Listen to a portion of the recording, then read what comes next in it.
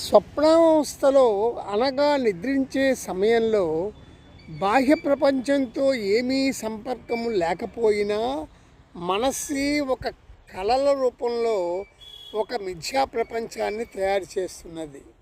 ఆ కలగనేవాడు కూడా ఈ కళల ప్రపంచంలో ఒక భాగంగా ఉంటాడు.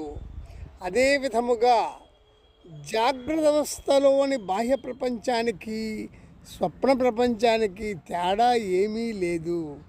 దృశ్యమాన ప్రపంచం మొత్తం మనస్సు యొక్క విక్షేపం మాత్రమే కానీ వాస్తవం కాదు. సుషుప్తి అవస్థలో మనస్సు నిద్రాణ స్థితిలో ఉండటం వలన బాహ్య ప్రపంచపు ఉనికి ఏమాత్రము స్ఫురించదు. ఇది మనకు అనుభవమే. దీనిని మనస్సు యొక్క కారణ స్థితి అంటారు.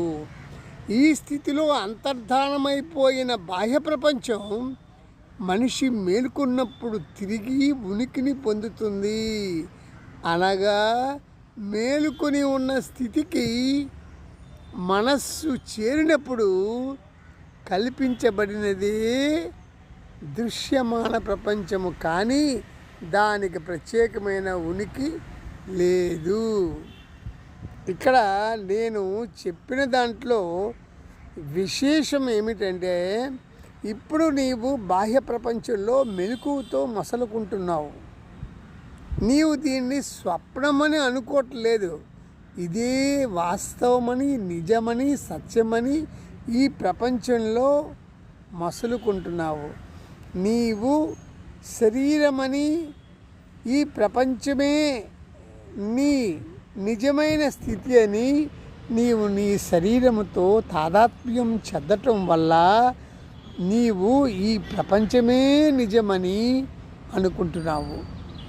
దానికి నా సమాధానం, ఈ ప్రపంచం ఒక భ్రాంతి అని, ఈ ప్రపంచం కనిపిస్తున్నదంతా కూడా, నీ మెలకువ స్థితిలో ఉన్నది కూడా ఒక స్వప్నమే అని, నీవు నిద్రపోయినప్పుడు వచ్చిన స్వప్నానికి దీనికి తేడా ఏమీ లేదని నేను చెప్పాలనుకున్న విషయం. ఇది దృశ్యమాన ప్రపంచం మొత్తం మనస్సు యొక్క విక్షేపం మాత్రమే కానీ వాస్తవం కాదని నేను చెప్తున్నా. ఆత్మజ్ఞాని అయిన వాడు ఈ మెలకువగా ఉన్న జాగృత అవస్థలో కూడా ఉన్న ప్రపంచాన్ని స్వప్నంలాగే చూస్తాడు.